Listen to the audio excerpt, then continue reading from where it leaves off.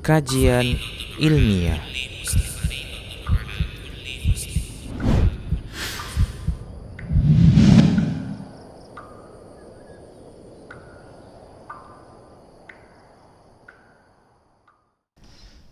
Assalamualaikum warahmatullahi wabarakatuh.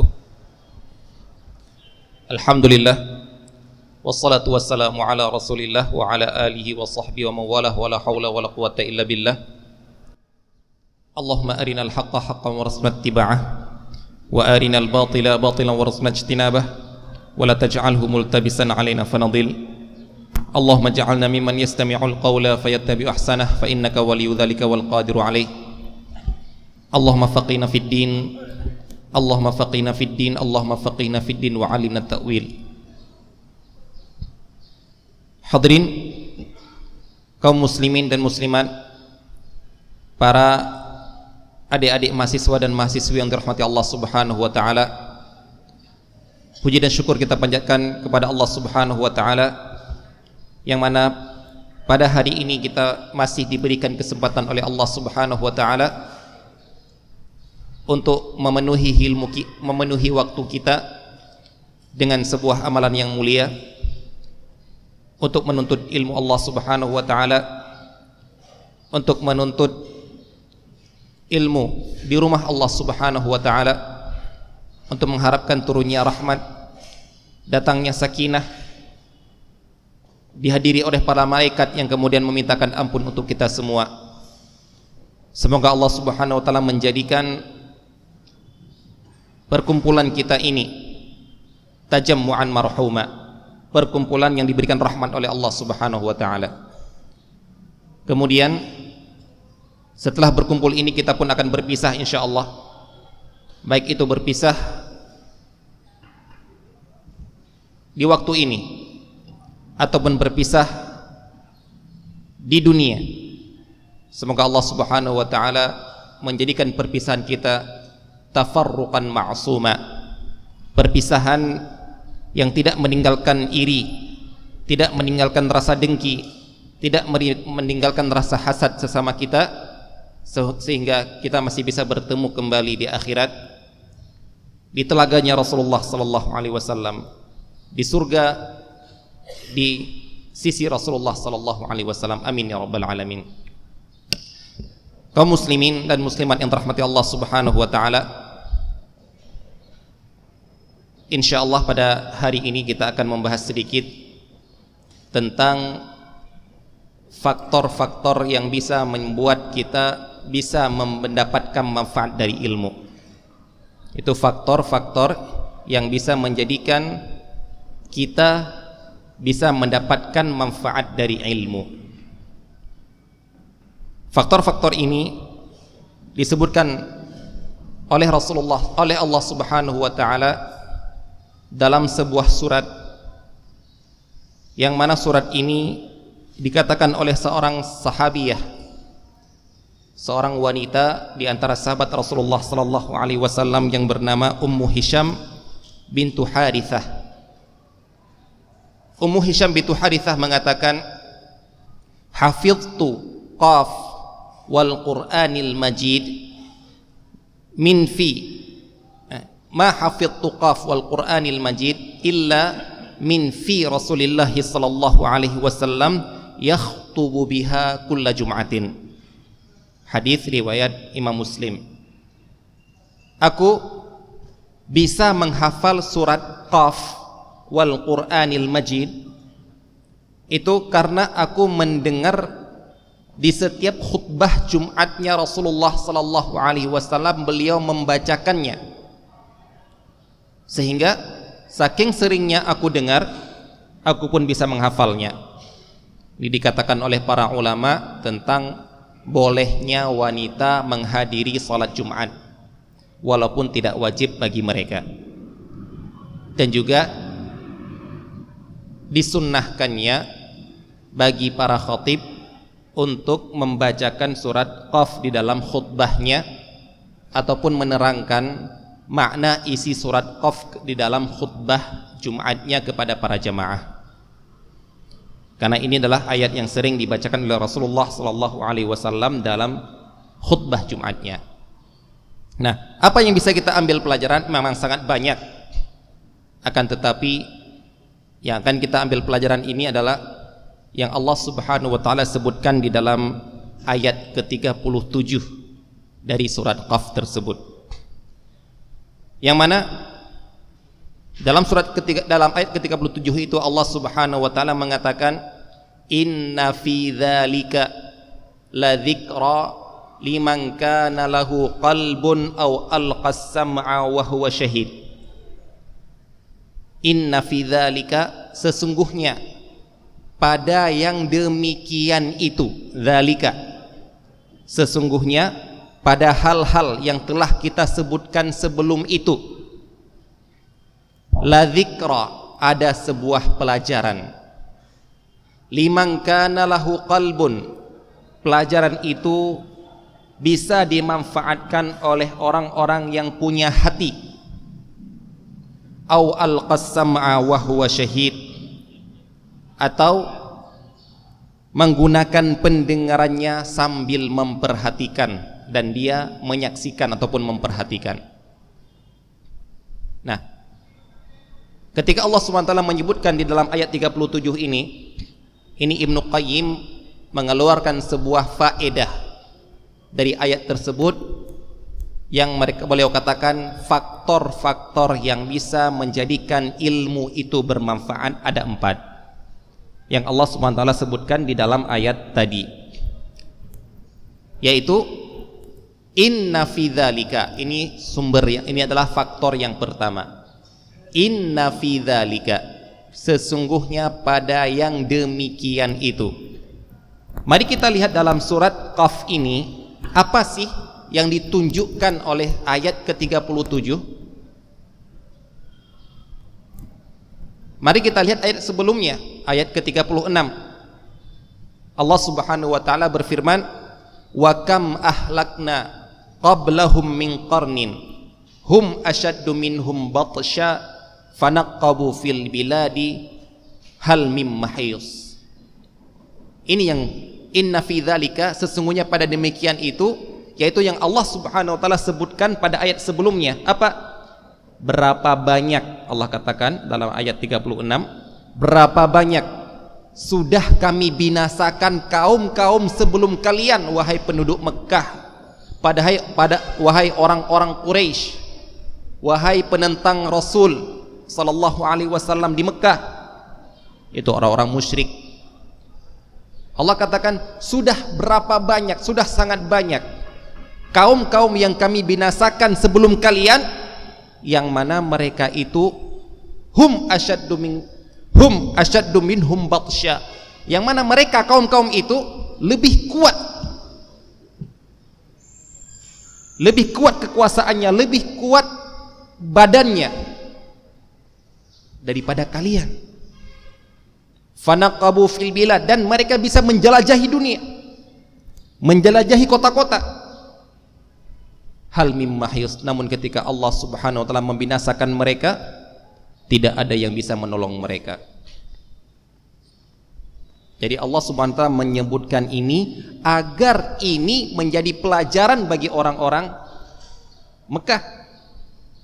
Dan kita tahu yang namanya orang-orang Mekah itu mereka punya adat dalam 1 tahun, yang mana 1 tahun itu ada musim dingin dan musim panas. Mereka melakukan perjalanan musim panas ke Syam, negeri Syam, Suriah sekarang. Itu akan melewati sebuah daerah yang dinamakan dengan daerah Aula. Itu sisa peninggalannya kaum Tsamud. Kaum Tsamud, kaumnya Nabi Saleh, yang mana kehebatan mereka sampai sekarang masih terlihat di daerah itu. Dan daerah itu pernah dilewati oleh Rasulullah sallallahu alaihi wasallam beserta dengan rombongannya ketika mau menuju perang Tabuk. Yang perang Tabuk berada di hampir menuju ke Syam. Jadi ketika lewat bersama rombongan, lewat di daerah tersebut. Yang mana ketika beliau lewat daerah tersebut, beliau mengatakan barang siapa yang lewat dari daerah ini maka percepat jalannya. Karena apa? Ini tempat yang pernah kena azab. Kalau kalian lewat daerah ini, menangislah, menunjukkan takutnya dengan azab yang seperti yang ditimpakan kepada mereka. Kalau kalian tidak bisa menangis, maka pura-puralah menangis. Ini istilahnya seperti kita didorong untuk melatih hati kita. Gak bisa nangis, usahakan nangis. Karena melihat daerah yang sudah dibinasakan, dan itu gunung di pahat. Mungkin insya Allah coba lihat di internet, sekarang sudah semuanya bisa terlihat di internet ya, yaitu kaum Tsamud, daerah Ula di Saudi Arabia. Saya dulu pernah punya rencana rekreasi ke sana, cuma ya sampai 8 tahun di Saudi tidak pernah kesampaian karena jauh dari Madinah. Itu gunung di pahat, gunung dibikin bangunan di dalamnya yang kalau kata syekh saya yang pernah ke situ, kalau kalian ke sana kalian akan mengira ini bukan buatan manusia, padahal alat bangunan di zaman itu belum seperti sekarang ini, tapi bisa mereka lakukan saking kuatnya. Dan mereka lewati ini, mereka tahu ini kaum ini dulu dibinasakan gara-gara, mereka tahu kisahnya, tapi kok tidak diambil pelajaran. Mereka tahu, dengar cerita tentang kaum 'Ad, apa yang mereka lakukan, bagaimana bangunannya mereka yang Allah katakan dalam Al-Quran, lam yukhlaq mithluha fil bilad, belum pernah ada bandingannya bangunan-bangunan yang pernah dibuat oleh orang-orang 'Ad, oleh kaum 'Ad, kaumnya Nabi Hud. Saking kuatnya mereka, bahkan dikatakan katanya kota mereka itu kota emas, yang katanya sudah ditemukan ya, ditemukan kota emas peninggalan kaum, wallahu alam apakah ditemukan atau tidak, wallahu alam ya, seperti kapal Nabi Nuh katanya ditemukan, wallahu alam. Yang jelas kita meyakini kaum Nabi kaum 'Ad itu pernah ada. Jadi Allah Subhanahu wa taala katakan sudah banyak kaum-kaum yang terdahulu yang dibinasakan oleh Allah dan mereka lebih kuat daripada kalian wahai orang-orang kafir Quraisy. Namun mereka kalau diazab tidak ada yang bisa menolong mereka. Kaum apa itu? Kaum itu Allah Subhanahu wa taala sebutkan di ayat yang sebelumnya, yaitu ayat 12, 13. Ayat 12, 13 dan 14. Di surat Qaf juga Allah Subhanahu wa taala mengatakan kadzabat qablahum qaumun nuhin wa ashabur rassi wa thamud wa 'adun wa fir'aun wa ikhwanu lut wa ashabul aikati wa qaumut tubba kullun kadzabar rusula fa haqqa wa'id. Jadi Allah bayangkan ya, di dalam ayat 37 Allah mengatakan sesungguhnya pada yang demikian itu, yaitu pada ayat ke-36, kaum-kaum yang dibinasakan. Siapa mereka? Allah sebutkan dalam ayat 13, 12, 13 dan 14, yaitu Allah katakan sudah banyak kaum-kaum sebelum mereka siapa? Orang-orang kafir Quraisy yang mendustakan Rasul. Siapa mereka? Kaumnya Nabi Nuh, kaumnya Ras, kaumnya Tsamud, kaum 'Ad, Fir'aun, dan kaumnya Nabi Lut, dan kaumnya Aikah, dan kaumnya Tubba. Allah Subhanahu sebutkan semuanya. Wahai Rasul, wahai Muhammad sallallahu alaihi wasallam, kalau kamu didustakan oleh kaummu di Mekah, lihat sudah banyak kaum-kaum sebelum mereka, dan sudah banyak nabi-nabi sebelum kamu juga didustakan oleh kaumnya. Ini merupakan hiburan bagi Rasulullah sallallahu alaihi wasallam. Jangan bersedih kalau didustakan oleh kaumnya, karena beliau tidak sendiri. Nabi-nabi kita dahulu juga didustakan. Dan ini juga menjadi hiburan bagi kita umat Nabi Muhammad sallallahu alaihi wasallam kalau didustakan oleh teman-teman kita, oleh masyarakat kita, Jangan khawatir dan jangan sedih. Sudah ada contohnya, yaitu Rasul kita sendiri Muhammad sallallahu alaihi wasallam, dan juga sudah ada contohnya para nabi sebelum beliau. Dan ketahuilah yang namanya ulama warathatul anbiya, pewaris para nabi, yang berarti perjuangannya pun akan diwariskan dan kesabaran mereka pun perlu diwariskan, kesabaran ketika menghadapi para penentang.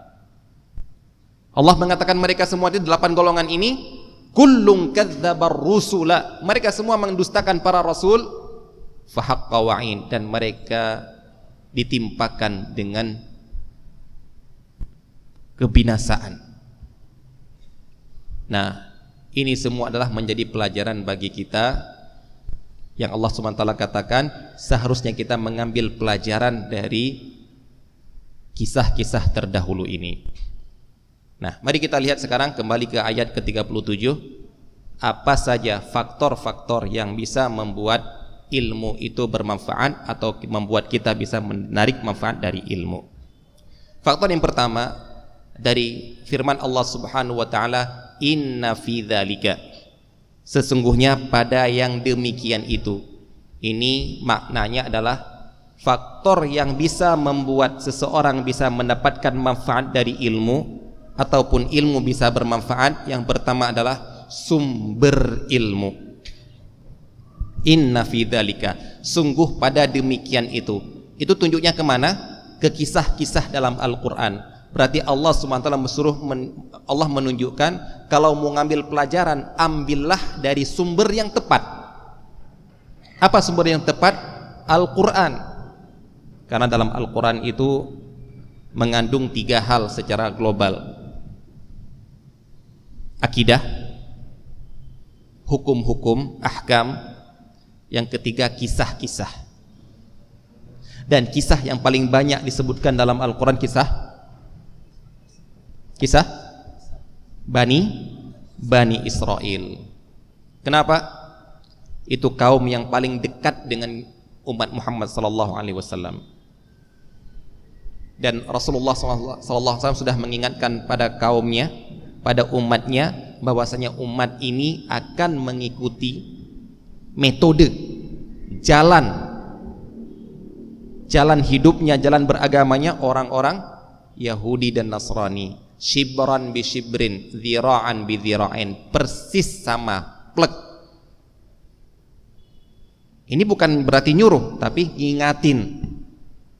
Nah, berarti kita harus lebih tahu apa sih tradisi mereka yang dilaknat oleh Allah, apa sih perbuatan mereka yang dimurkai oleh Allah. Jangan sampai kita mengikuti jalan mereka yang seperti itu.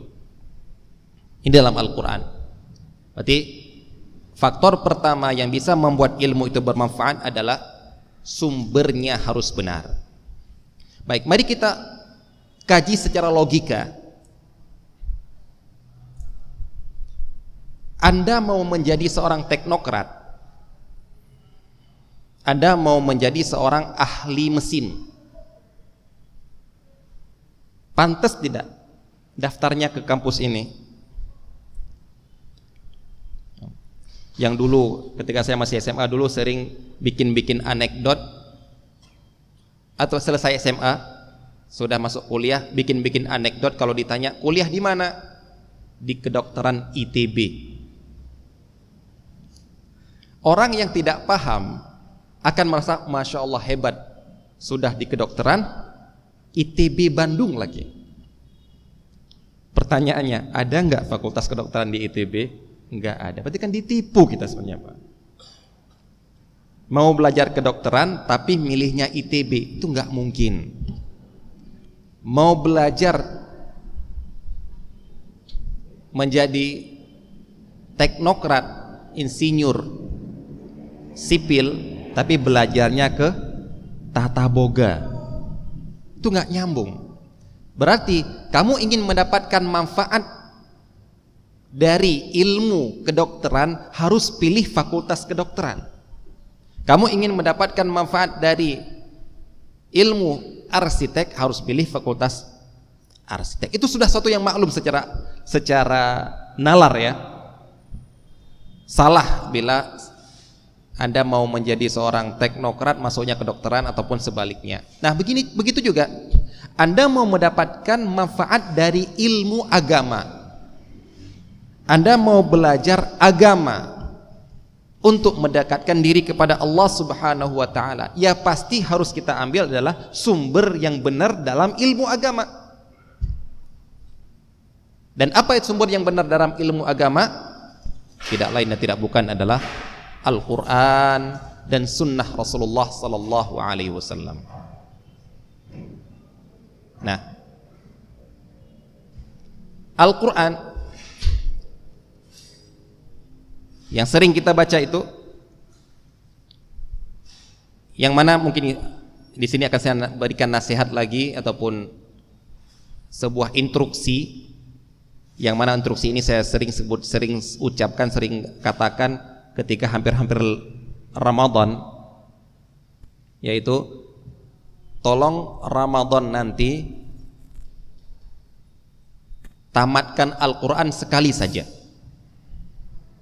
jangan banyak-banyak, tapi dengan syarat tamatkan Al-Quran beserta terjemahannya.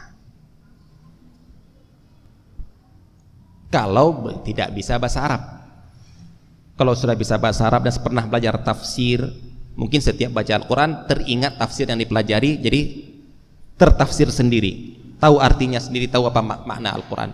Tapi yang sadar dirinya belum bisa bahasa Arab dan belum pernah belajar tafsir, tolong pernah tamatkan Al-Quran di bulan Ramadan ataupun di bulan-bulan lainnya, Al-Quran beserta dengan terjemahannya. Agar apa, Pak?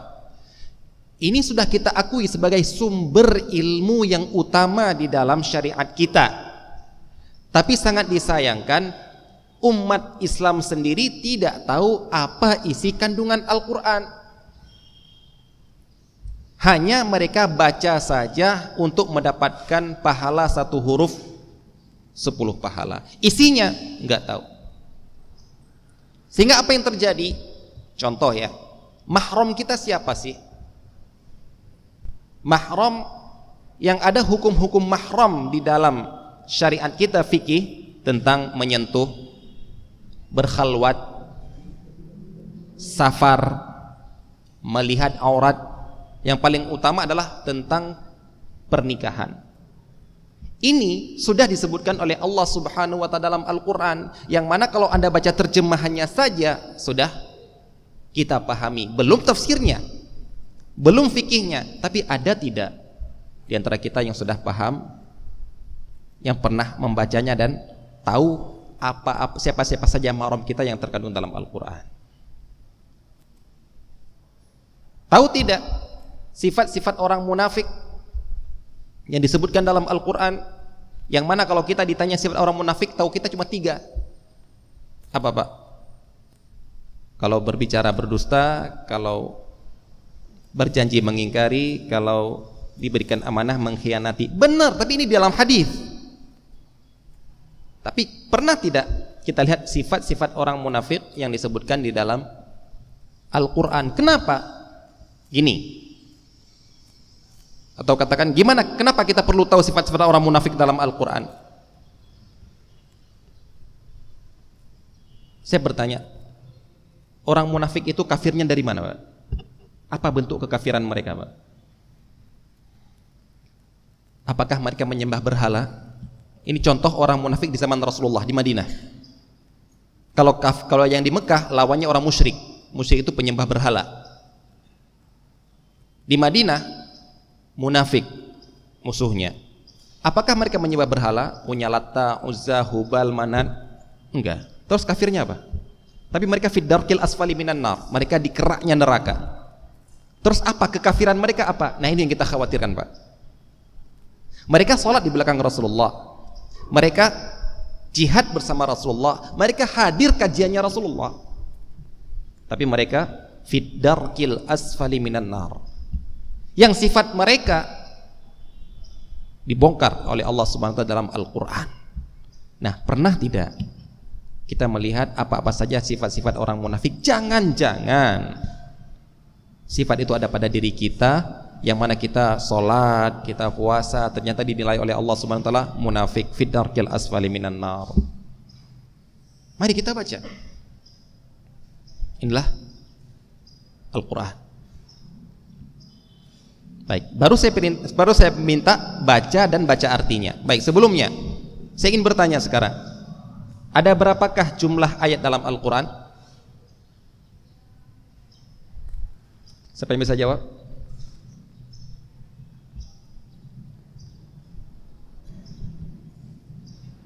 Ya, ayat. Berapa? Ya, jumlah ayatnya. Berapa? Itu surat, Pak. Saya tanya ayat yang ada di mushaf kita, Pak.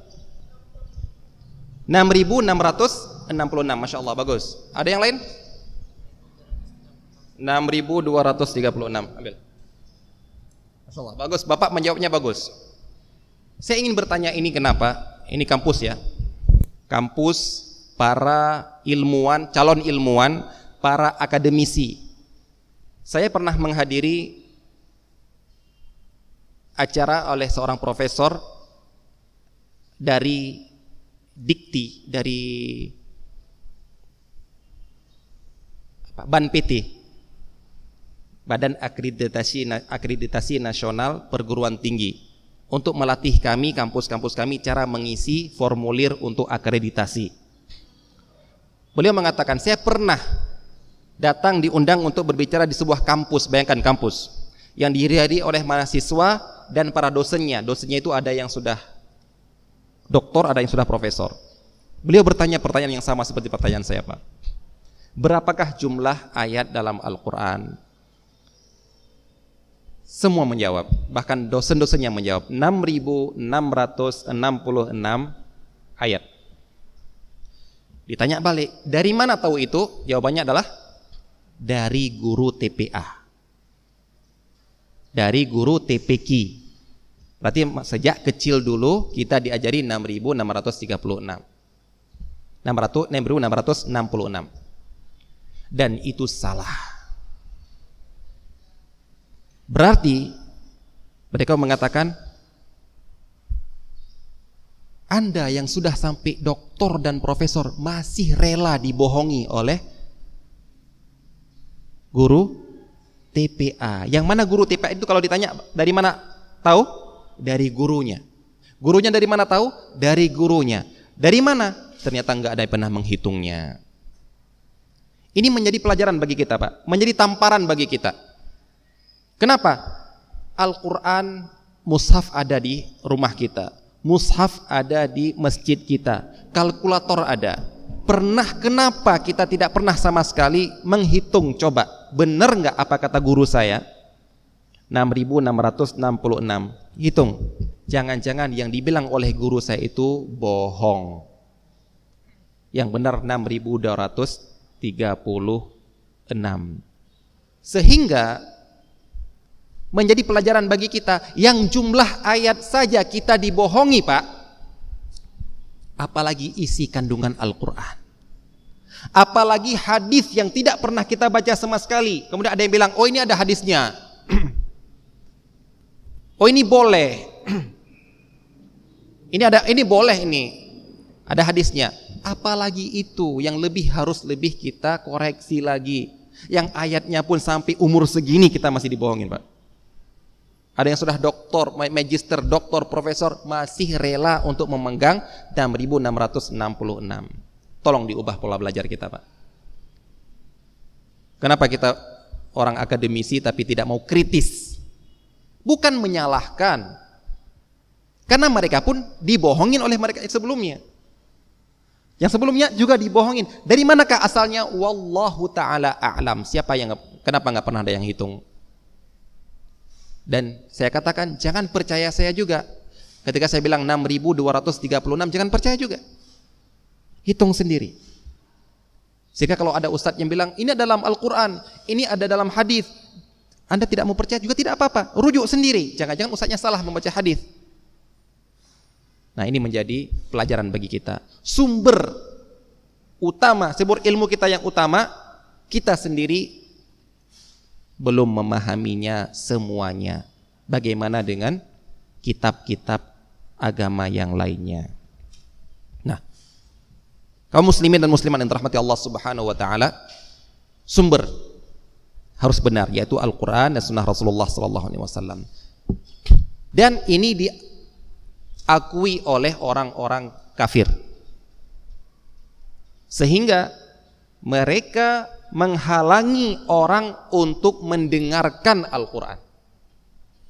Sebagaimana Allah SWT menyebutkan di dalam Al-Quran, surat Al-Fussilat ayat 26. Wa qala alladhina kafaru la tasma'u li hadzal qur'ani walghaw fihi la'allakum taghlibun. Surat Fussilat ayat 26. Bagaimana mereka tahu bahwasanya Al-Quran ini bisa menyadarkan orang.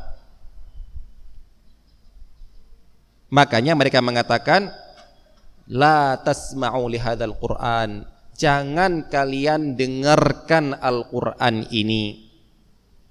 Walghaw fihi, dan bikinlah keributan ketika terdengar suara Al-Quran. La'allakum taghlibun, agar kalian bisa menang. Menang dari apa? Menang dari ajaran Muhammad. Bisa kalian lebih menang tidak, agar orang-orang tidak mengikuti ajaran Muhammad sallallahu alaihi wasallam.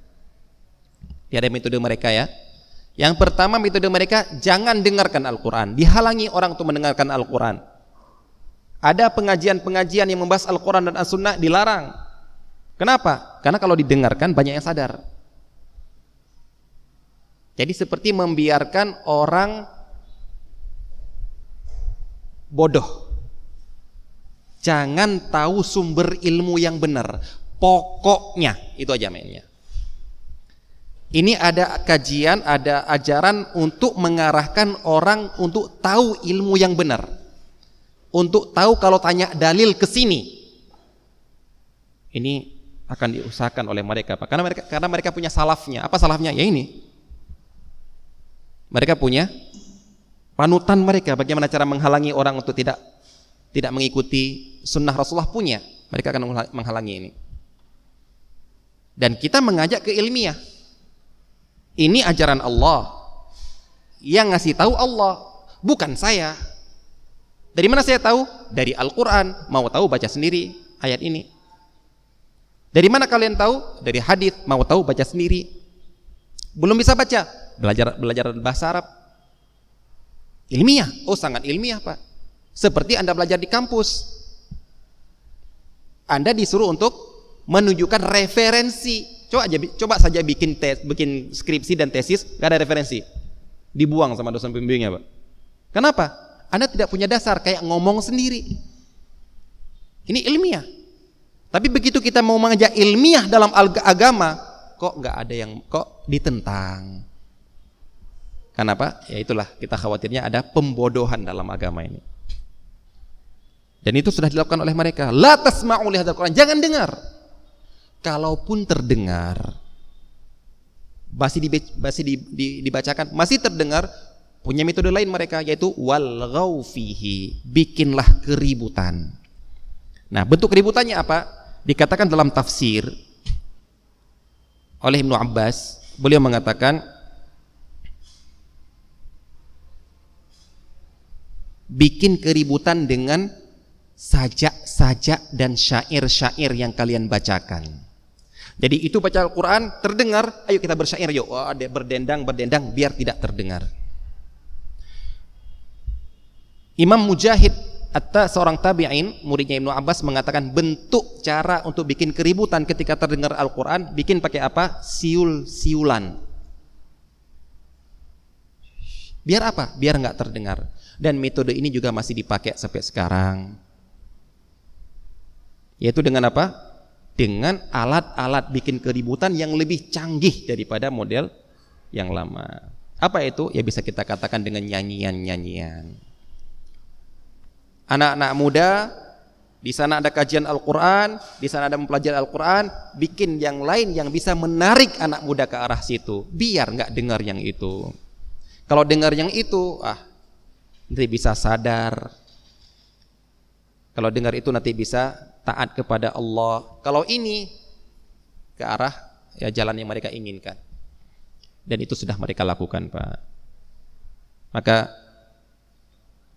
tergantung kita sekarang ini, apakah kita rela akan dikalahkan oleh mereka, karena mereka mengatakan berbuat demikian karena la'allakum taghlibun, agar kalian menang. Dan jangan sekali-sekali kita dikalahkan oleh mereka, karena yang kita punya ini sesuatu yang sangat kuat, Al-Quran. Masya Allah ya, adik-adik mahasiswa, mu'jizat itu, apa sih gunanya mu'jizat sebenarnya? Dari kata-kata mu'jizat, mu'jiz, a'jaza yu'jizu. Apa itu mu'jizat?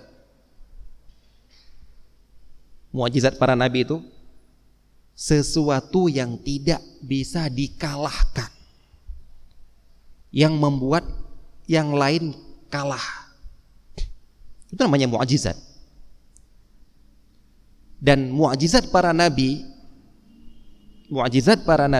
diberikan sesuai dengan kondisi umatnya.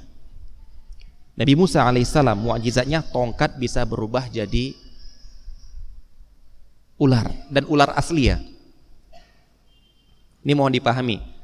Kita harus meyakini bahwasanya tukang sihir itu tidak bisa menciptakan. Jangan pernah Anda bilang, bisa menciptakan merpati dari tisu yang dibakar. Berarti kalau Anda meyakini seperti itu, Anda meyakini dia ada pencipta selain Allah. Berarti syirik. Dia bisa mengubah, itu pun tidak ada. Mengubah apa? Bola pimpong jadi merpati. Merubah harimau dimasukkan jadi manusia, perempuan ketika dibuka jadi manusia. Itu tidak ada.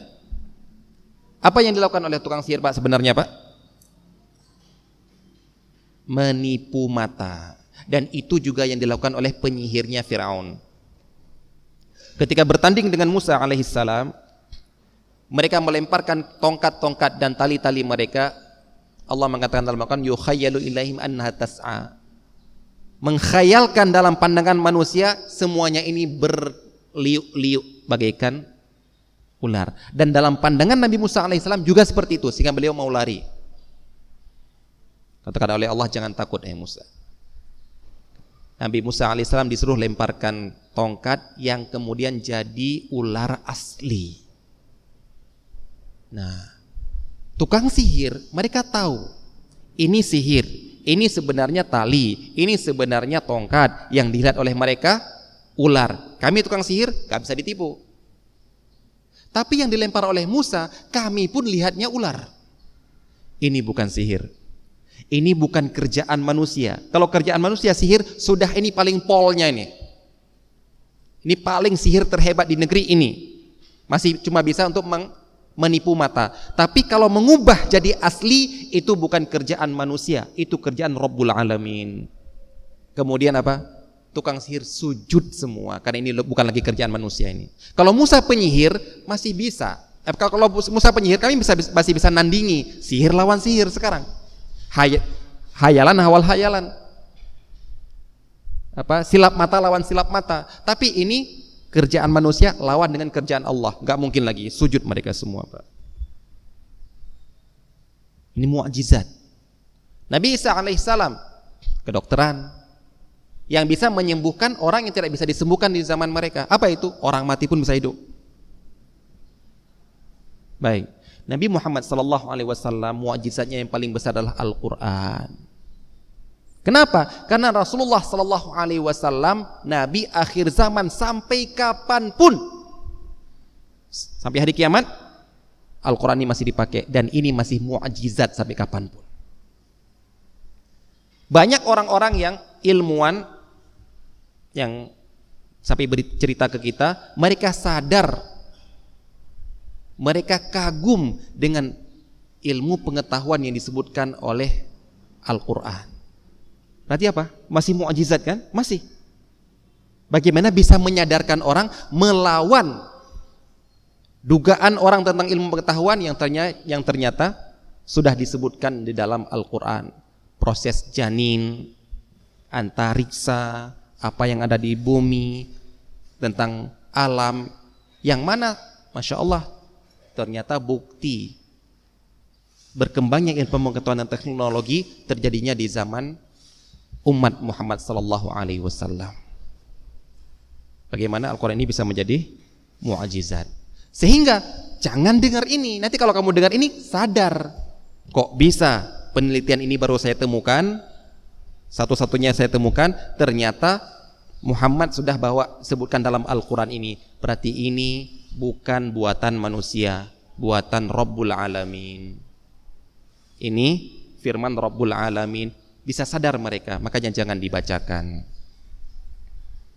Ini cara mereka untuk menghindarkan orang untuk mendapatkan manfaat dari ilmu, melarang orang untuk mendengarkan Al-Quran.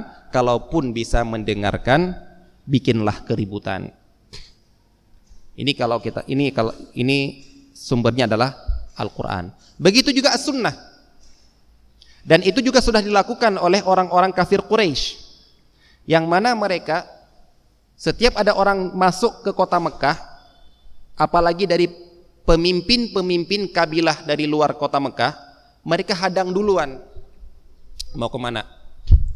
Mau ke Ka'bah, karena Ka'bah masih dihormati oleh mereka, menjadi tempat tawaf. Mereka nasihatin, baik kalau kamu ke Ka'bah, hati-hati, di kota ini ada seorang yang bernama Muhammad dan dia itu gila. Hati-hati, nggak usah dengar kata-katanya. Apa yang diucapkan dia adalah semuanya itu ucapan orang gila. Pada suatu ketika yang dihadang ini adalah bernama Dhimad Al-Azdi. Dia ini orang terkenal tukang ruqyah di masa jahiliyah. Dihadang seperti itu juga. Jangan dengar gini. Dalam hati dia, saya ini tukang ruqyah, bisa meruqyah orang kena sihir, bisa orang kena kesurupan. Nah, katanya Muhammad ini gila gara-gara kesurupan jin. Dibilang jangan dekatin, saya nggak takut, karena saya tukang ruqyah. Saya malah dia akan cari Muhammad, dicari Muhammad. Ini Muhammad, iya, panggil. Muhammad, kamu sakit ya? Kesurupan ya? Biar saya ruqyah. Karena memang dia tukang ruqyah, terkenal tukang ruqyah. Rasulullah SAW mengatakan, saya tidak kesurupan. Kemudian Rasulullah SAW pun mengatakan, membacakan khutbatul hajah. Itu khutbatul hajah. Innal hamdalillah nahmaduhu wa nasta'inuhu wa nastaghfiruh wa na'udzubillah, sampai dia kemudian mengatakan, ulangi, baca lagi 2 kali, ulangi, baca kali 3 kali. Dia kemudian bilang, saya selama praktek ruqyah, saya bisa membedakan yang mana omongan orang gila, mana omongan tukang sihir, mana omongan dukun. Dan omongan Muhammad tadi ini bukan omongan orang gila, bukan omongan tukang sihir, dan bukan omongan dukun. Kemudian dia langsung masuk Islam, karena mau mendengar. Yang didengar ternyata ilmiah, yang dituduhkan ternyata berita hoax. Dan itulah yang mereka lakukan, jangan dengar. Baik, inilah sumber ilmu kita yang pertama, biar ilmu itu bermanfaat, yaitu carilah sumber yang benar, yaitu Al-Quran dan Sunnah Rasulullah Sallallahu Alaihi Wasallam. Baik, orang yang tidak mau mengikuti Al-Quran dan As-Sunnah, tidak mau mengikuti sumber ilmu yang benar, kalau begitu apa sih sumber mereka dalam beragama? Dan pasti harus ada sumber. Dan itu sudah Allah SWT katakan di dalam Al-Quran tentang sikap orang-orang musyrik ketika diajak menuju ke sumber ilmu yang benar, itu Al-Quran dan As-Sunnah. Allah mengatakan di dalam surat Al-Baqarah ayat 170, wa idza qila lahum ittabi'u ma anzalallahu qalu bal nattabi'u ma alfaina 'alaihi aba'ana awalau kana aba'uhum la ya'qiluna syai'an wa la yahtadun. Ketika mereka diajak, marilah, ikutilah apa yang diturunkan oleh Allah. Apa itu? Al-Quran, sumber ilmu yang benar. Mereka nggak mau. Kenapa? Karena mereka merasakan punya sumber ilmu sendiri untuk praktek agama. Apa itu? Qalu bal nattabi'u ma alfaina alaihi aba'ana. Yang mau kami ikutin adalah tradisi nenek moyang kami. Diajak ke benar-benar firman Allah. Mau mendekatkan diri kepada Allah, pakai firman Allah. Mau untuk dekat kepada Allah, pakai cara yang diajarkan oleh Allah. Enggak mau. Kami mau mendekat kepada Allah pakai caranya nenek moyang. Jadi bukan berarti kalau mereka menolak Al-Quran, mereka enggak punya ilmu sama sekali. Mereka ada sumber ilmu. Apa itu? Ini yang pertama, nenek moyang. Dan Allah mengatakan juga dalam surat Al-Maidah ayat 104, wa idza qila lahum ta'alu ma anzalallah ta'alu ila ma anzalallahu wa ila rasuli qalu hasbuna ma wajadna alaihi aba'ana awalau kana aba'uhum la ya'lamuna syai'an wa la yahtadun. Jika dikatakan kepada mereka, mari kita menuju kepada apa yang diturunkan oleh Allah, Al-Quran, dan apa yang diturunkan kepada Rasulullah SAW, Al-Hadith, mereka mengatakan hasbuna, cukup bagi kami apa yang kami dapatkan dari nenek-nenek moyang kami. Inilah yang kemudian Allah Subhanahu wa taala mengatakan di dalam Al-Quran surat Ghafir ayat 83, falamma ja'athum rusuluhum bil bayyinati farihu bima indahum minal ilmi wa haqa bihim ma kanu bihi yastahzi'un. Ketika datang kepada mereka rasul-rasul untuk memberikan suatu bayinat yang jelas, mukjizatnya sudah ditunjukkan. Ini loh Rasulullah SAW tidak bisa baca tulis, tapi kok bisa menunjukkan? Bayinat sudah jelas. Apa yang mereka katakan? Farihu bima indahum minal ilmi. Mereka membanggakan ilmu yang ada pada diri mereka. Untuk apa? Untuk menolak Al-Quran, untuk menolak ajaran Rasulullah sallallahu alaihi wasallam. Kami punya ilmu juga loh. Dikatakan dalam tafsir, kata Mujahid, ilmu yang dimasukkan di sini adalah perkataan mereka, nahnu a'lam, hei Muhammad, kami lebih tahu. Yaitu bahwasanya mereka mengakui, meyakini tidak akan dibangkitkan oleh Allah Subhanahu wa taala. Dari mana ini? Ya dari ilmu-ilmu nenek-nenek moyang mereka. Jadi ini adalah yang pertama yang harus kita punyai agar kita bisa mendapatkan manfaat dari ilmu. Cari sumber yang benar. Yang kedua, liman kana lahu qalbun, Allah mengatakan ilmu itu bisa bermanfaat setelah sumbernya yang benar, yaitu punya wadah untuk tampung ilmu yang benar. Allah mengatakan di sini apa? Qalbun, hati untuk menampung ilmu. Yang mana kalau kita walaupun ilmunya sudah benar, kita dengar kajiannya sudah benar, yang kita ikuti adalah ajaran yang benar, tapi kalau tidak punya hati, tidak akan masuk juga ilmunya, tidak akan tertampung juga. Buktinya apa? Orang munafik itu orang yang hadir di majelis Rasulullah, orang yang dengar langsung dari sumber ilmu yang benar. Kalau nggak pakai perantara lagi, nggak pakai dari sahabat, tabiin, para ulama-ulama, nggak pakai, langsung dari mulut Rasulullah mereka dengar. Langsung jihad bersama Rasulullah, langsung sholat di belakang Rasulullah, tapi kok nggak masuk ke dalam hati mereka. Tapi kok mereka masih kufur, mereka tidak mau beriman karena mereka tidak punya hati untuk menampung ilmu tersebut. Jadi silahkan Anda mau dengar kajian, mau dengar Al-Quran, mau dengar hadis ribuan, kalau hati Anda tidak siapkan untuk menampung ilmu, tidak akan dapat manfaat. Dan hati dalam menampung ilmu itu ada 3 jenis, kata Rasulullah sallallahu alaihi wasallam. Rasulullah sallallahu alaihi wasallam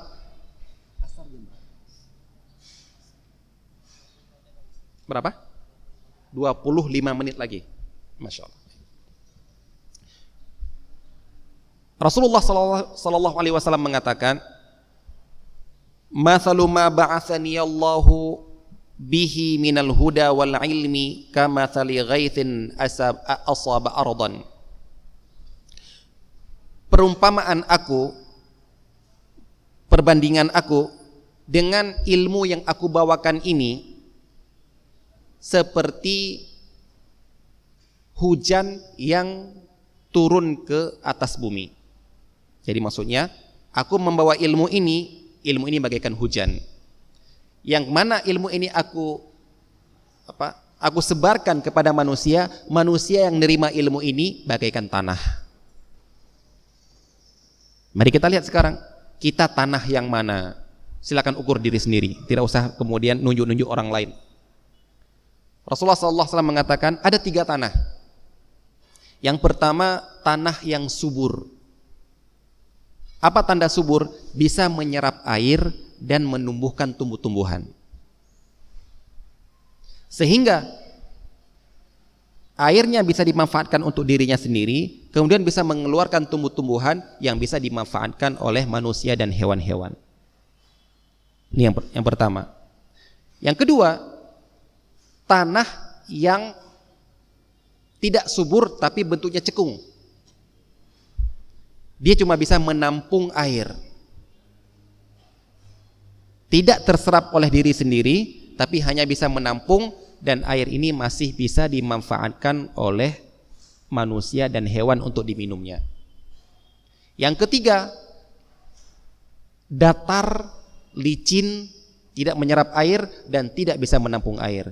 Jadi hujan turun mengalir begitu saja, dia tidak bisa menyerap dan orang lain tidak bisa mendapatkan manfaatnya. Dan inilah perumpamaan ilmu yang disebarkan oleh Rasulullah SAW dengan hati manusia yang menerima ilmu tersebut. Ada yang menerima, setelah diterima dia amalkan juga, diserap, diamalkan, sholatnya diamalkan, puasanya diamalkan, akhlaknya diamalkan, kemudian diajarkan ke orang lain, baik diajarkan secara dengan lisannya ataupun diajarkan dengan penunjukan amalannya, sehingga orang lain bisa mencontohnya. Ini adalah yang sangat sempurna. Yang kedua, ilmunya dihafal, ilmunya ditampung, sebarkan ke orang lain, tapi dia sendiri tidak mau mengamalkannya.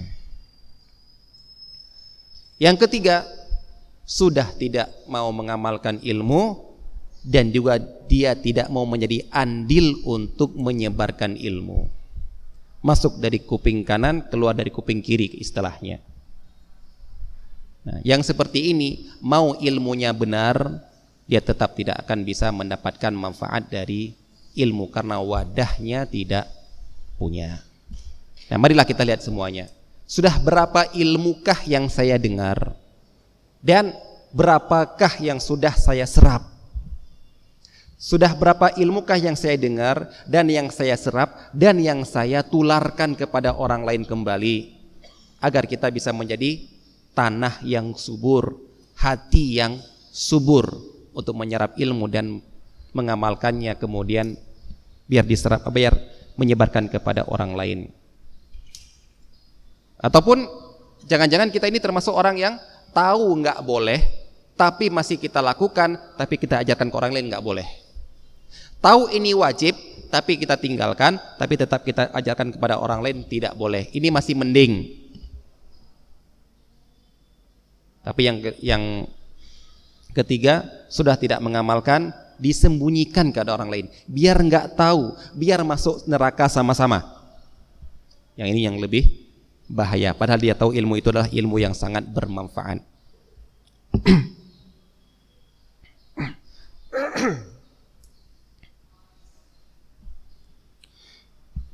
Ini adalah yang kedua. Yang ketiga, sumbernya sudah benar dan hati sudah kita siapkan. Yang ketiga, agar bisa bermanfaat ilmu tersebut adalah kita harus mencari penghubung antara ilmu tersebut dengan hati kita.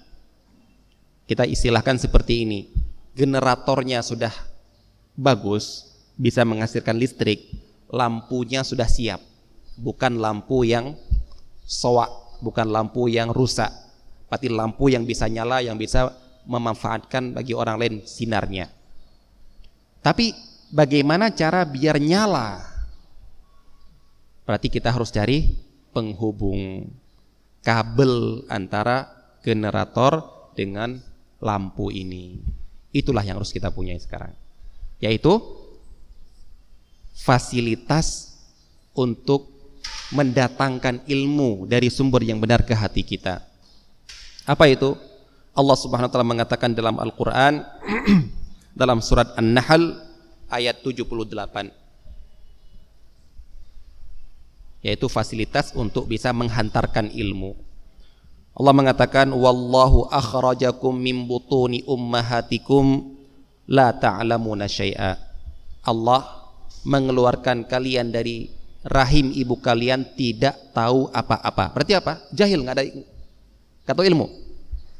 Tapi kok sekarang kita bisa punya ilmu?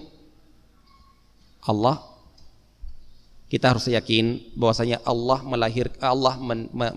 menciptakan kita ke atas muka bumi ini bukan abatha, bukan bukan main-main, bukan tidak ada gunanya,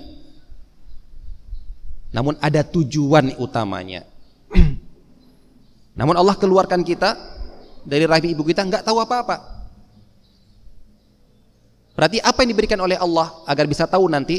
Yang diberikan adalah fasilitas. Apa itu? Wa ja'ala lakumus sam'a wal absara wal afidah la'allakum tashkurun. Dan Allah menjadikan bagi kalian pendengaran, penglihatan dan hati agar kalian bisa bersyukur. Kalau hati sudah kita bicarakan tadi untuk nampung ilmu. Berarti yang kita bicarakan sekarang adalah pendengaran dan penglihatan. Pendengaran untuk mendengarkan ilmu, penglihatan untuk melihat ayat-ayat Allah Subhanahu wa taala, bukti-bukti nyata yang diperlihatkan oleh Allah Subhanahu wa taala. Ini adalah salah satu cara untuk mendapatkan ilmu.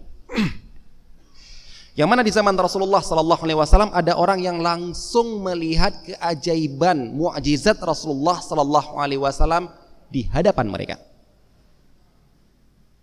Tapi gara-gara mereka tidak punya hati untuk menampung ilmu, malah diingkari.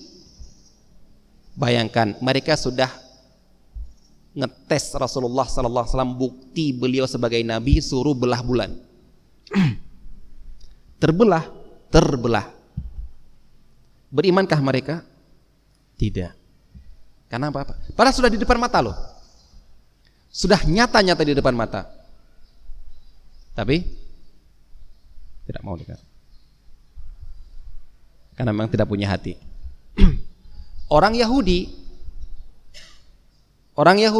pernah ngetes Rasulullah sallallahu alaihi wasallam. Di antara mereka ada yang beriman, di antara mereka ada tetap tidak beriman. Dites Rasulullah SAW 3 pertanyaan. Hai Muhammad, saya akan bertanya 3 pertanyaan yang tidak tahu jawabannya kecuali Nabi. Kau bisa tahu mereka sudah dengar di kitab. Mereka tahu ini ummi, nggak bisa baca. Di kitab yang saya punya ini nggak bisa baca. Kalau dia tahu, berarti dia pasti Nabi. Karena yang hanya tahu Nabi, langsung turun wahyu dari Allah Subhanahu wa taala. Dites 3 pertanyaan, dijawab ketiga-tiganya.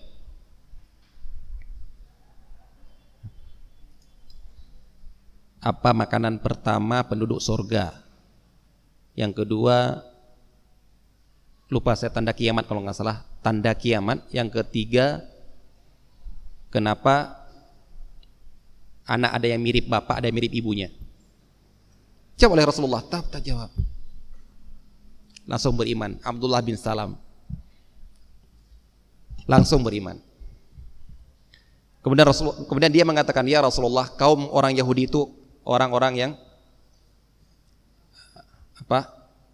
pengkhianat. Coba ya Rasulullah ya Rasulullah, saya sembunyi di belakang Anda, kemudian ketika mereka datang, Anda tanya siapa saya. Kemudian Anda tanya apa kedudukan saya di mata mereka. Kemudian Anda tanya tentang saya kalau saya mau beriman atau tidak. Dipanggil orang-orang Yahudi, ditanya, siapa menurut kalian Abdullah bin Salam? Oh, dia orang yang paling hebat, orang yang paling kami hormati, orang yang paling dipuji beliau. Kemudian beliau bertanya, Rasulullah SAW bertanya, bagaimana pendapat kalian? Apakah mungkin dia beriman? Wah, nggak akan mungkin. Nggak akan mungkin beriman dia. Langsung Abdullah bin Salam keluar dari luar. Asyhadu an la ilaha illallah wa asyhadu anna Muhammadar Rasulullah. Dia ini Muhammad orang yang paling jelek, orang yang paling enggak terhormat, langsung berubah. Kenapa? Bayangkan seharusnya secara logika mereka yang sudah dipuji, yang orang yang dipuji oleh mereka masuk Islam, seharusnya mereka ikutin, tapi enggak, karena mereka tidak punya hati. Kenapa tidak punya hati? Hati mereka sudah ditutupi oleh hasad. Hasadan min indi anfusihim. Mereka tidak mau mengikuti agama Muhammad sallallahu alaihi wasallam karena apa? Gengsi. Mengikuti agamanya orang Arab, bukan agamanya Bani Israel.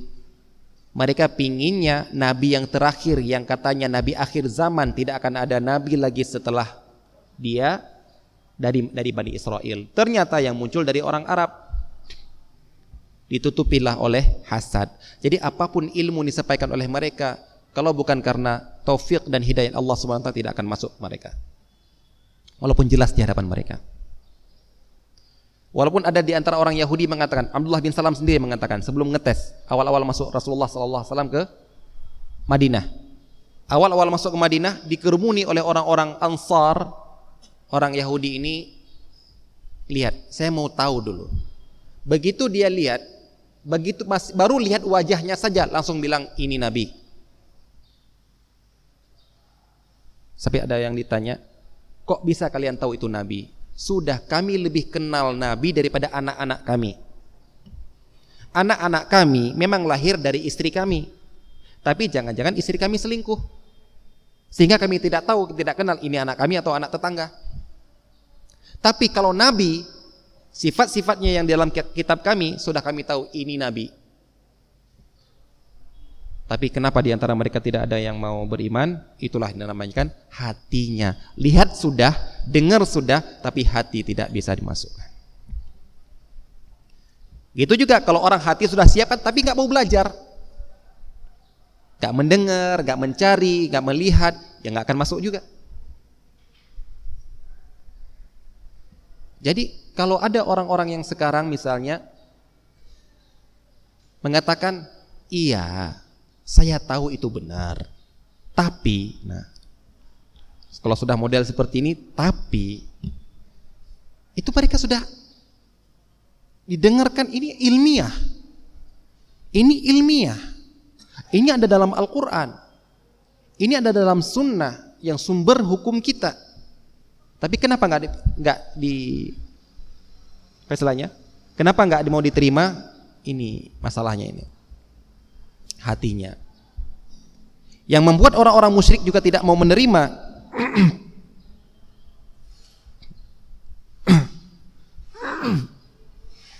Yang membuat orang-orang musyrik juga tidak mau menerima dakwah Rasulullah sallallahu alaihi wasallam adalah Allah SWT menyebutkan dalam surat Az-Zukhruf ayat 31. Ini menjadi pelajaran bagi kita semua, yang ayat-ayat yang saya sebutkan tadi coba dilihat, dibaca. Jangan sampai dalilnya orang musyrik itu adalah dalil yang pernah kita praktekkan untuk menolak kebenaran. Dalam surat Az-Zukhruf ayat 31 mereka mengatakan, wa qalu laula nuzzila hadzal qur'anu ala rajulin minal qaryataini 'azim.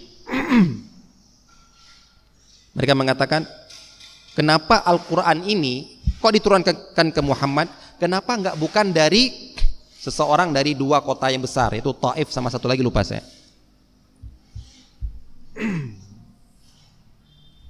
Baik, insyaallah. Kenapa sih dari Muhammad? Kenapa enggak ke orang itu? Nah, ini yang biasanya Pak menjadi dalil kita. Ketika dapat bukti, iya sih benar, Cuma kenapa dia ya? Kenapa bukan dari ormas kami?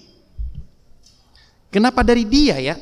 Kenapa bukan dari guru saya? Berarti kalau saya ikut dia, saya nggak hormat sama guru saya. Kalau saya ikut dia, berarti saya akan menentang ormas saya. Kenapa sih? Ini juga sudah jadi dalilnya orang-orang musyrik untuk tidak mau mengikuti Muhammad sallallahu alaihi wasallam.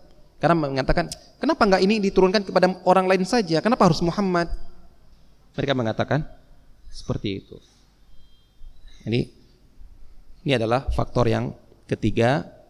Ingat, ini untuk menghubungkan antara ilmu dengan kita, dengan hati kita. Dan Allah mengatakan di akhir ayatnya, la'allakum tashkurun. Kalau kalian mempraktekkan ini semua, pendengaran kalian praktekkan, penglihatan kalian praktekkan, hati pun kalian tampung, kalian akan menjadi orang bersyukur.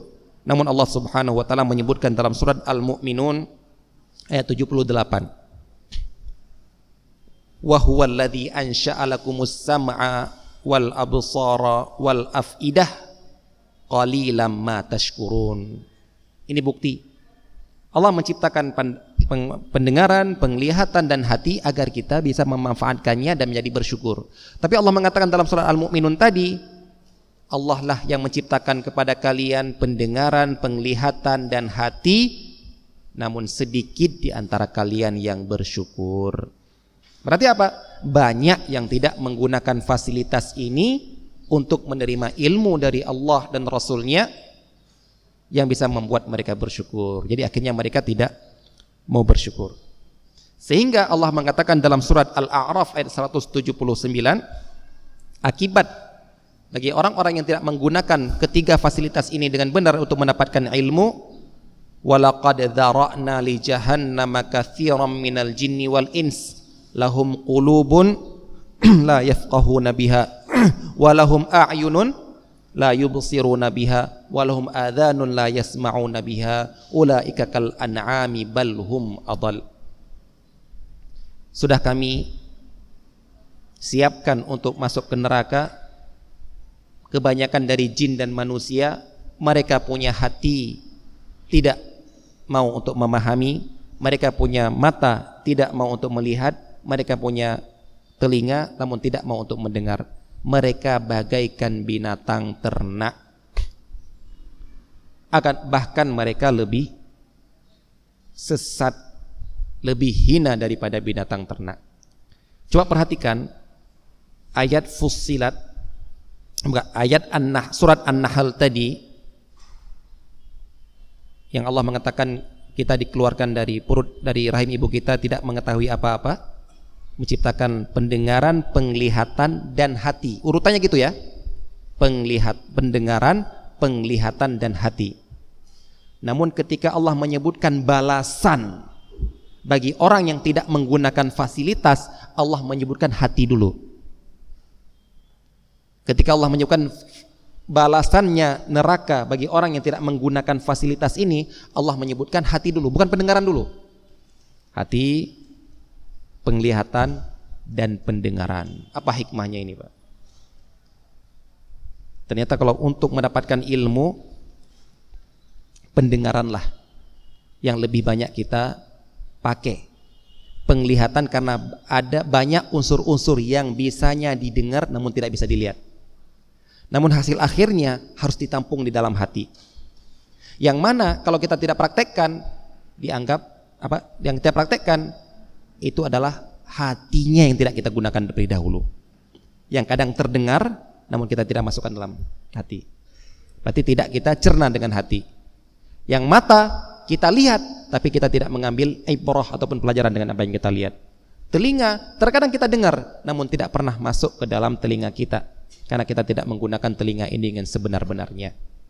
Adalah faktor yang ketiga, penghubung antara sumber ilmu dengan wadah ilmu. Yang keempat, wa huwa syahid. Yang keempat adalah mau memperhatikan, mau menyaksikan. Berarti apa? Mau menuntut ilmu. Sumber sudah ada, wadah sudah siap, kabel ada. tapi nggak mau berangkat untuk colokin ke generator, nggak punya usaha untuk mengikatkan ke lampu, ilmu juga tidak akan bermanfaat. Kajian sudah ada, hati siap, tapi nggak mau berangkat. Hati siap, pendengaran normal, tapi nggak mau datang. Sudah duduk, tapi tidur, tapi tidak mau dengar. Maka sama saja tidak akan bisa mendapatkan manfaat dari ilmu. Silahkan lihat bagaimana perjuangan para ulama dalam menuntut ilmu, bagaimana perjuangan para ulama dalam mencari ilmu, mencari sampai berjalan puluhan kilometer, ratusan kilometer hanya untuk mendapatkan hadis Rasulullah sallallahu alaihi wasallam. Dan masya Allah di zaman kita ini semua fasilitas sudah dibukakan oleh Allah Subhanahu wa taala. Dimanapun kita berada bisa mendatangkan ilmu lewat gadget kita. Tapi ingat, harus tahu ilmu yang benar dulu mana. Karena di gadget kita ini, di media sosial, banyak sumber-sumber ilmu yang lainnya. Harus kita tahu dulu. Kemudian siapkan hati. Apapun yang kita dengar, selama itu adalah dari Al-Quran dan As-Sunnah yang sahih, sami'na wa ata'na. Kemudian luangkanlah waktu untuk benar-benar konsentrasi menuntut ilmu. Nah, kaum muslimin dan muslimat, para adik-adik remaja dan para mahasiswa dan mahasiswa yang dirahmati Allah oleh Allah Subhanahu wa taala, yang ingin saya nasihatkan adalah setelah kita mengetahui 4 hal yang bisa kita dapatkan manfaat agar kita bisa mendapatkan manfaat dari ilmu. Kalau begitu, ilmu apakah yang pertama wajib kita pelajari? Ilmu yang pertama wajib sekali kita pelajari adalah ilmu untuk menjawab pertanyaan pertama di pintu akhirat. Apa itu? Alam barzakh. Anda silakan lulus SD, SMP, SMA, S1, S2, S3, profesor, pertanyaannya tetap sama, yaitu man rabbuka wa ma dinuka wa ma hadzal rajulul ladzi bu'itsa fika. Yang keempat, dalam hadis lain dikatakan wa ma ilmuka. Berarti seluruh yang kita tuntut di atas muka bumi ini sebelum mati tujuannya biar lolos di sini. Apa itu? Ma'rifatullah, mengenal Allah, tauhid, rukun iman yang pertama, mengenal Rasulullah sallallahu alaihi wasallam, mengenal agama, rukun iman, rukun Islam, ihsan, hukum-hukum Allah Subhanahu wa taala.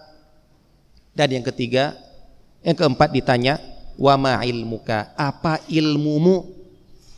Yang ilmu ini jawaban yang benar yang dikatakan oleh Rasulullah sallallahu alaihi wasallam dalam hadis adalah qara'tu kitab Allah, aku membaca kitab Allah, fa amantu bihi wa saddaqtuhu, aku beriman kepada Al-Qur'an dan aku benarkan semua isi di dalam Al-Qur'an. Kalau ini berhasil kita amalkan, maka itulah ilmu yang bisa kita manfaatkan untuk menyelesaikan ujian pertama. Yang mana kalau ujian pertama ini lolos, insya Allah ujian berikutnya akan lebih ringan. Sehingga Utsman bin Affan radhiyallahu taala anhu kalau dinasihati tentang surga dan neraka akhirat, beliau tidak terlalu, pengaruhnya tidak terlalu. Namun kalau beliau dinasihati tentang kubur, beliau menangis jadi-jadinya. Ketika ditanya kenapa, beliau katakan, kubur itu pintunya akhirat. Kalau lolos dari pintu, kita bisa lolos di akhirat. Tapi kalau gagal di pintu, kita juga akan gagal di akhirat. Maka manfaatkanlah 4 faktor ini, tujuannya untuk menuntut ilmu, dan carilah ilmu dengan tujuan utama agar bisa menyelamatkan kita di akhirat dan menyelamatkan kita di pintu akhirat, yaitu alam barzakh. Demikianlah dapat kami sampaikan, semoga dapat bermanfaat bagi diri saya pribadi dan bagi para kaum muslim dan muslimat, para adik-adik remaja dan para mahasiswa sekalian. Nah, belajarlah yang bisa menyelamatkan kita, yang bisa menyelamatkan kita dari syubhat di dunia ini dan bisa menyelamatkan kita dari azab di akhirat nanti. Wassallallahu ala nabiyina Muhammad wa ala alihi washabihi ajma'in. Assalamualaikum warahmatullahi wabarakatuh.